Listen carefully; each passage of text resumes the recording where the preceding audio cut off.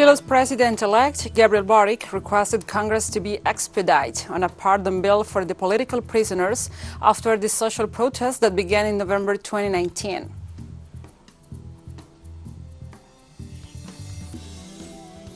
The head of the World Health Organization's Europe region said that more than half of people in the continent will contract the Omicron coronavirus variant in the next 2 months if infections continue at current rates.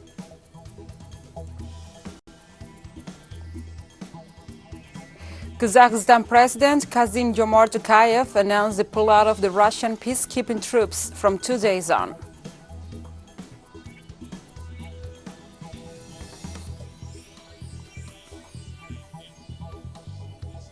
From the headquarters of Telesur English in Havana, Cuba, this is From the South.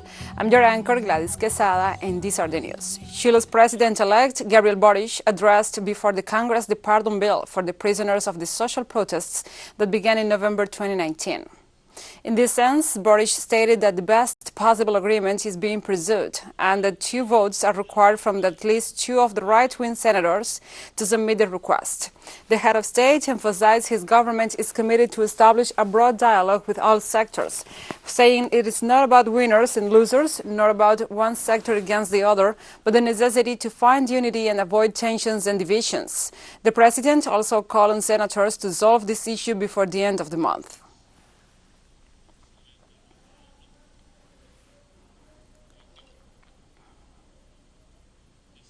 Argentine President Alberto Fernandez denounced that the International Monetary Fund intends to impose an economic adjustment program on the country. In an interview with a local radio station, the head of state commented that his government remains firm in the search for an agreement with the IMF that suits Argentina and clarified that for now, he rules out that the country will fall into default in the payment of the debt. The president, however, denounced that the International Financial Organization is trying to impose a program with more adjustments, in which his administration do not agree, since its goal is to achieve economic growth. The IMF made a loan of more than $50 million to the government of Mauricio Macri, the highest given to the South American nation and the largest in the history of the entity.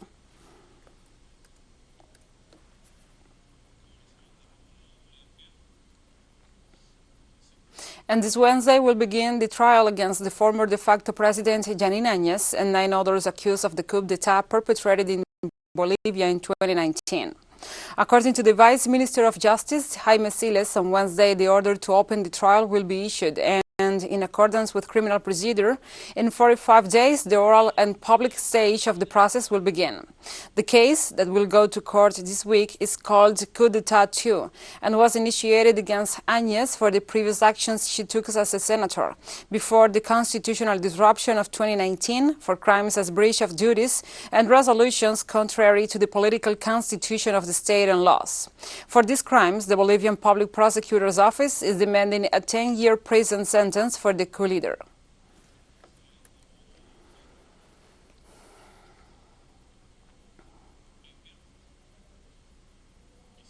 In the Dominican Republic, teachers and education workers reject the resumption of face-to-face classes amid high levels of COVID-19 infections.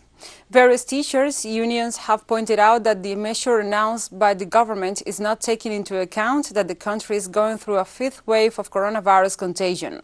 Teachers' groups are demanding the authorities to suspend the first 4-month term due to the lack of adequate biosecurity measures for the attendance of children and young people to the educational institutions. They also request the Ministry of Education to implement a plan so that children can have access to education remotely.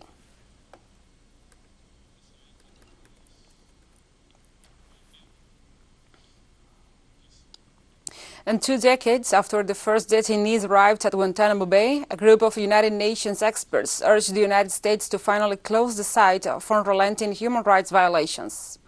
More than a dozen independent UK rights experts voiced outrage that the military prison in Cuba, created after the September 2001 attacks to house detainees in the U.S. war on terror, was still operating. They described the detention center run by the U.S. Navy, first opened to detainees on January 10, 2002, as a site of unparalleled notoriety and a stain on Washington's stated commitment to the rule of law. 2 UN working groups on enforced disappearance and arbitrary detention, and 5 independent rights experts called on the U.S. government to close the site, return detainees home or to safe third countries, and to provide remedy and reparation for their torture and arbitrary detention.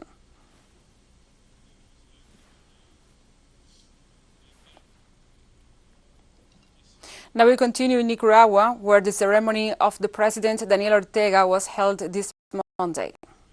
Ortega secured a 4th consecutive term in office in the November 7th general elections with more than 76% of the vote.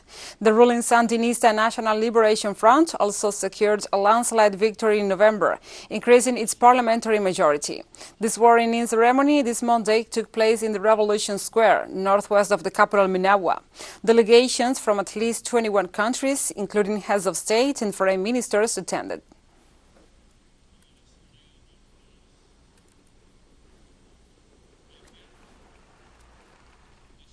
And during his inaugural speech, the Nicaraguan president denounced the attempts at foreign interference in the country's internal affairs. There were no human rights trying to defend and to condemn that crime, because they were the same, the criminals.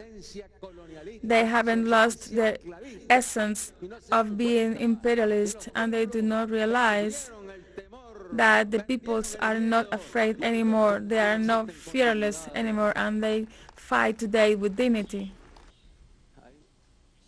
And precisely on the day of President Ortega's inauguration, the United States announced new sanctions against 6 Nicaraguan officials based on Trump-pop accusations of state acts of violence, disinformation, and targeting of independent media.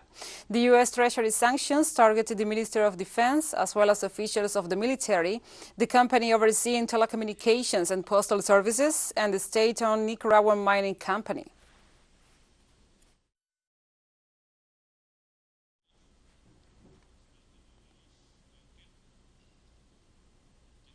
And the Peruvian touristic landmark destination Machu Picchu expects to receive more than 1 million visitors by 2022.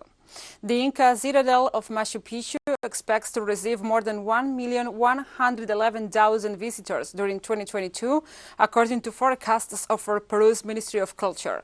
The deconcentrated direction of Cusco reported that the Inca Yacta of Machu Picchu received 447,800 visitors during 2021, in spite of the fact that during February it was closed due to restrictions because of the COVID-19 pandemic. The Yacta is one of the 60 archaeological monuments in the Machu Picchu National Archaeological Sanctuary, and it is functioned as an administrative, political, and religious center of the Incas due to its strategic location, which allowed them to control the high Andean and Amazonian zones in the 15th and 16th centuries.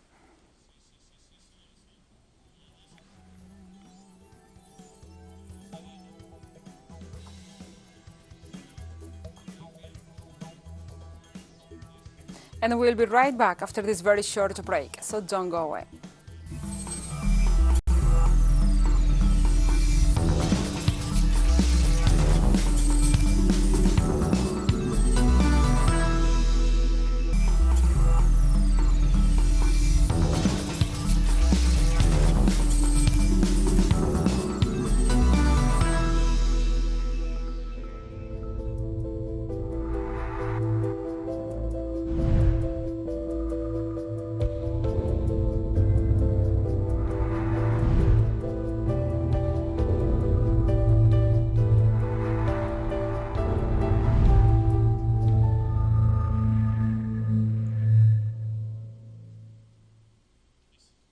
Welcome back.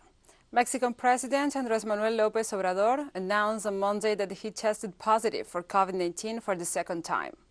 The Mexican head of state took to Twitter to announce his health condition, that he is showing mild symptoms and currently under isolation, working from home. The president is one of the few world leaders to officially get infected twice. AMLO, 68 years old, suffered a heart attack in 2013, which he has said was caused by arterial hypertension. He previously contracted the virus almost a year ago in late January 2021. Interior Minister Adán Augusto López will take over the daily press briefings until AMLO's recovery.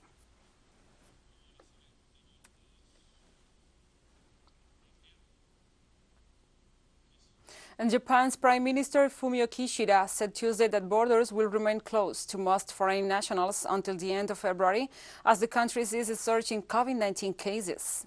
Kishida reaffirmed strict border controls had helped fend off the Omicron variant from the country. At the same time, Japanese authorities are moving to push booster shots as the government plans to set up large-scale vaccination centers to help support inoculations. Okinawa, Yamaguchi, and Hiroshima prefectures have gone into a quasi-state of emergency due to COVID-19 surges.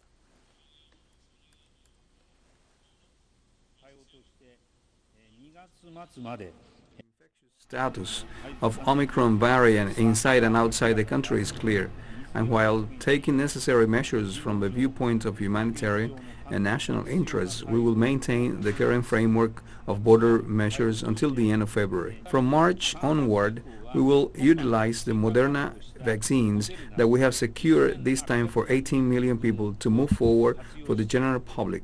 The national government will support the efforts of local governments, such as setting up a large-scale vaccination center by the self-defense forces. In a press conference, the head of the World Health Organization's Europe region said that more than half of the people in the continent are said to contract the Omicron coronavirus variant in the next 2 months if infections continue at the current rates. At this rate, the Institute for Health Metrics and Evaluation forecasts that more than 50% of the population in the region will be infected with Omicron in the next 6 to 8 weeks. 50 of the 53 countries in Europe and Central Asia have now reported cases of Omicron.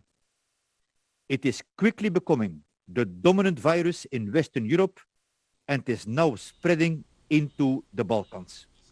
And new restrictions for the unvaccinated people came into force in Italy on Monday, preventing them from entering restaurants, gyms, swimming pools, theaters, cinemas, sports events, or public transport, with only those who recently recovered from COVID-19 exempt. Problems we are facing today are due to the fact that they are unvaccinated people. Unvaccinated people have a higher chance of developing the disease and severe forms of the disease. Therefore, one of the aims of this press conference is to encourage all Italians who have not yet been vaccinated to go and do so.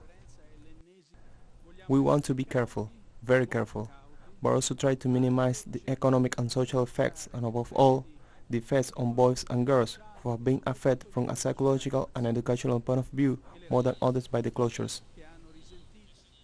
And the President of the European Parliament, David Sassoli, died on Tuesday at the age of 65 after more than 2 weeks in hospital in Italy due to complications following a dysfunction of his immune system.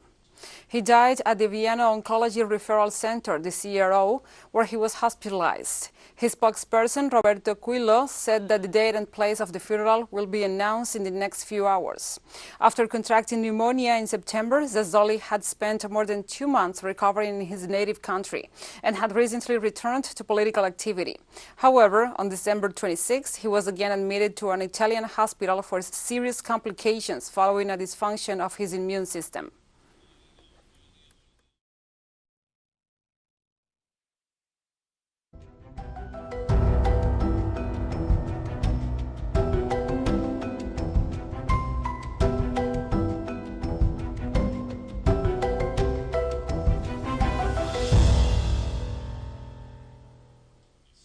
Now we address other topics. A fire destroyed at least 100 houses in Iquique, a province in northern Chile. Municipal authorities reported that there were no injuries or fatalities, although at least 400 people were affected. The local fire station informs that the gigantic fire that had been raging since Monday afternoon in a camp in the city of Iquique, Tarapacá region had been confined.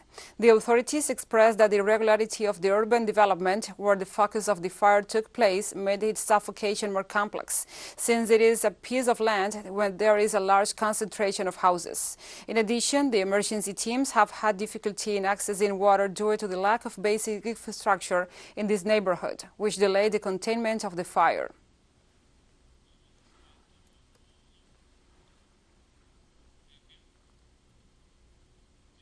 Heavy rains in Brazil left some 20 people dead in several states of the country.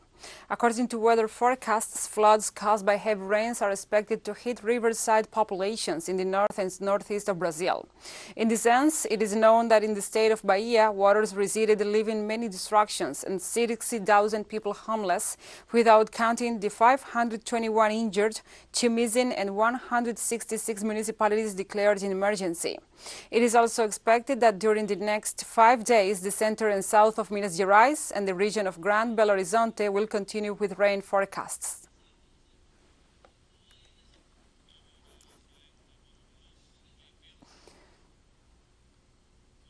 A 6.6 magnitude earthquake was recorded off the coast of Cyprus, the U.S. Geological Survey reported. The quake was recorded this Tuesday at dawn, with the epicenter located 119 kilometers northwest of the city of Limassol and 57 kilometers from the city of Peia. It is specified that the epicenter was at a depth of 2 kilometers. At the moment, there is no information or material of personal damages.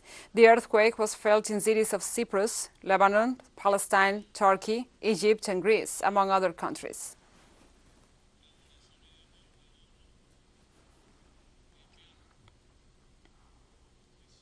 And 1 month after the floods in southwest France, the Gave de l'Audron River is once again overflowing its banks in a small town in the Landes region, flooding several houses in its path.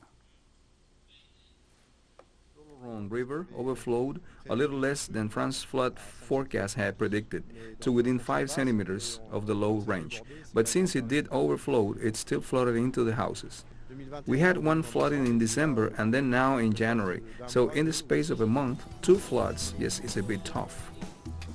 And we have more stories coming up after this final short break, so stay with us.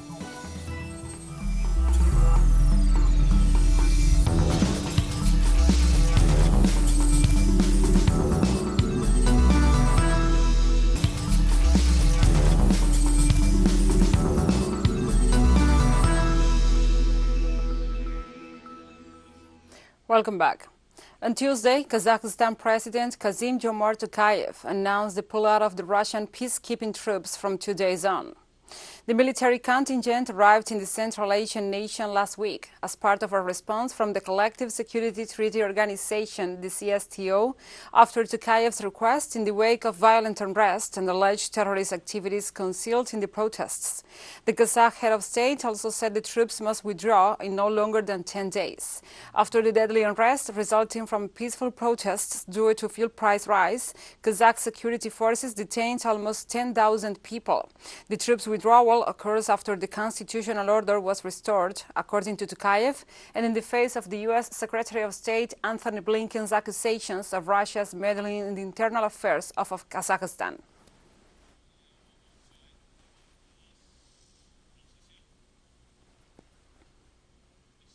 Also, the Kazakh parliament on Tuesday approved the appointment of Alikham Ismailov, 49, as the country's new prime minister, a post he was nominated for by Kazakh President Kassym-Jomart Tokayev. Ismailov took over as interim head of government on January 5th amid the violent unrest that shook the country and led to the dismissal of the full cabinet headed by Askar Manmin. The new head of government has a long career in public administration, having served as finance minister before becoming deputy prime minister in 2020.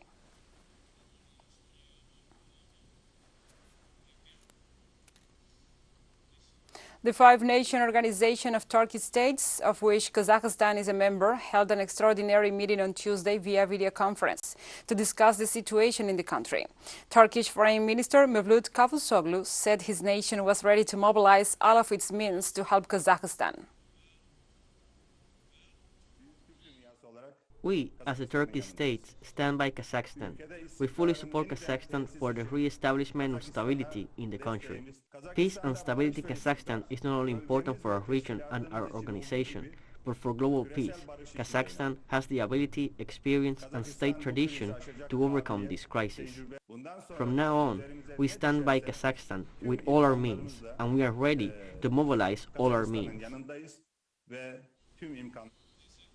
North Korea launched an unidentified projectile into the Sea of Japan on Tuesday, the South Korean Joint Chiefs of Staff said, without giving further details. The Japanese Coast Guard reported that Pyongyang launched what could be a ballistic missile. Meanwhile, Japanese government sources told the Kyoto agency that the projectile fell in the sea, outside its exclusive economic zone, and that no damage to ships or planes has been reported. This is the second test of armament carried out by North Korea so far this year. On January 5th, the country carried out a supersonic missile test.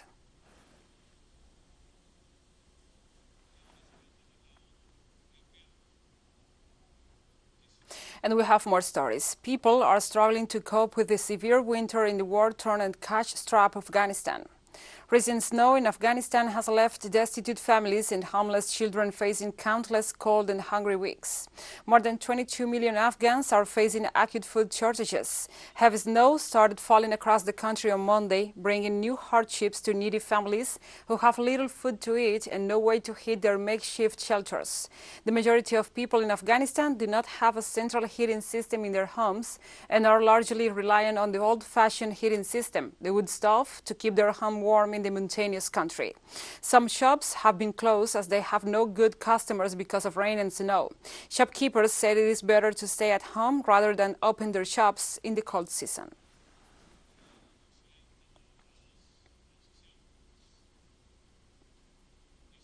And given the situation, the UN made what it called a $5 billion appeal on Tuesday to help Afghanistan and its neighbors stabilize from decades of conflict after the Taliban takeover in August. The organization warned that half of the country face acute hunger, with millions of children out of school and farmers struggling against drought. The appeal from the UN Office for the Coordination for Humanitarian Affairs, OCHA, and Refugee Agency epitomizes the world's body bid to help beleaguered civilians inside a country now run by a militant group. OCHA warned of a looming catastrophe in Afghanistan and said 23 million people need humanitarian assistance. Up to 1 million children under age 5 will face severe and acute malnutrition if they don't get assistance, the UN said.